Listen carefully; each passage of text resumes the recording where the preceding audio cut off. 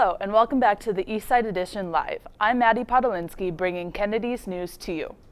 If you or your club, sport, or activity have a story for us, please email us before the end of the school day on Monday for the current week's show. This includes both information and graphics. If you would like to join our crew, please email either Marcus Jensen or Mr. Koval, or if you see them around, just tell them. We'd love to have you.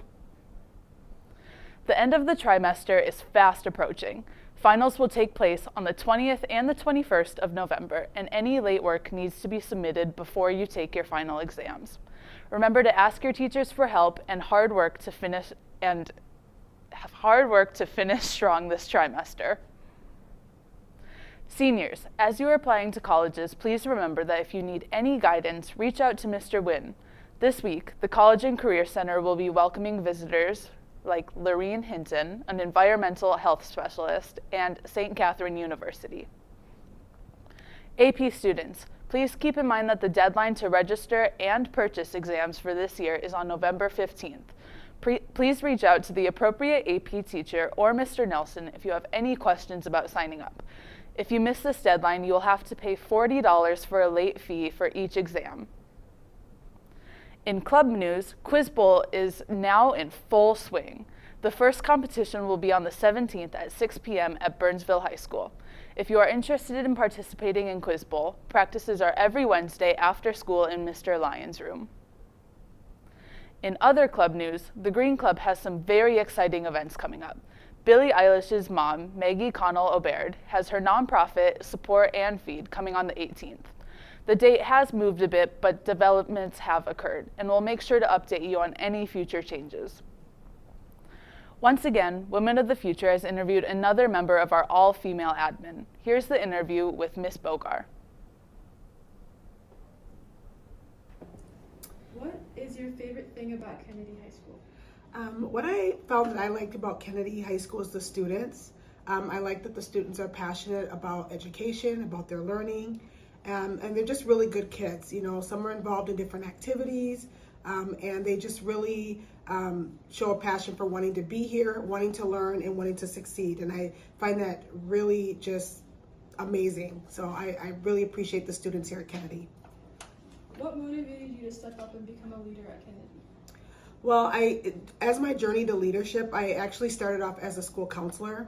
I worked in Minneapolis Public Schools for about 20 years. I left there as a assistant principal at a middle school. And so then throughout my journey in education, I've worked mostly in high schools and with high school students, and really encouraging them to make just good choices for themselves as they do their future planning for what they want to do after high school. And so I think that's what led me to want to be a leader here at Kennedy. So I try to be really engrossed in college and career readiness and supporting our counselors and our staff, and really supporting students as they kind of embrace what they want to do and move forward in their post-secondary options. So I think that's what really I feel really passionate about, is working with high school students, and it's been very good, just a good experience so far. Okay, how do you encourage women to not give up? I think it's really a mindset, and I think what it is that you have to believe that you can achieve what you set out to do. And I think that sometimes gets muddled with some of the things that women face daily and what they face at work or maybe at home, and just things that they hear. So it's kind of like a belief system. What do you believe about yourself? What do you believe that you can accomplish and what you can achieve? And I think once you have those things set in mind, I just encourage you to put maybe 3 or 4 of these sayings about yourself, and then post them, and then read them every morning, to encourage yourself to really know that you can be and do whatever you set your mind to, and don't let anybody tell you differently. So I just think it's just really engaging in things that you're passionate about, really focusing on your strengths and not weaknesses. Focus on your strengths and really repeat those strengths to yourself, and every morning until you start to believe them. I know people say fake it till you make it. I say fake it till you believe it.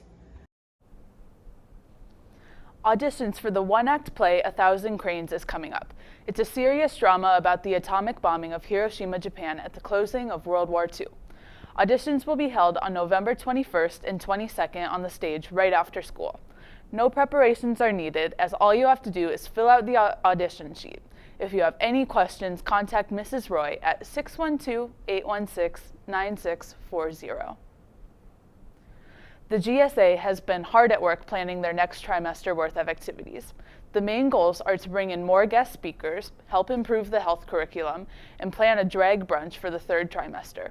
Our superintendent, Dr. Melby, came to the last meeting to connect with the club. If you'd like to help with any of these events or participate in social meetings to discuss queer media or play silly games, feel free to join. Meetings are every Tuesday after school in room C314.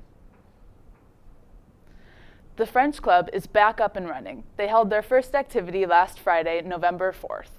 Here's an interview with their president, Lila Koval.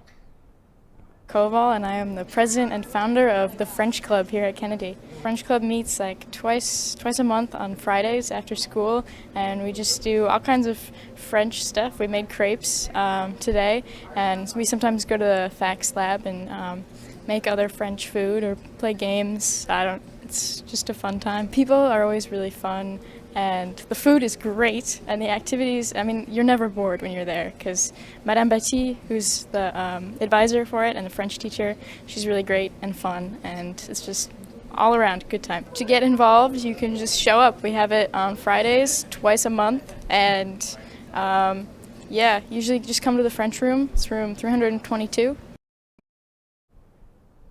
Their next activity will be French games and a mystery tree and will be held on Friday, November 18th. On November 10th, the Kennedy Orchestra will be hosting a combined orchestra concert at 6:30 p.m.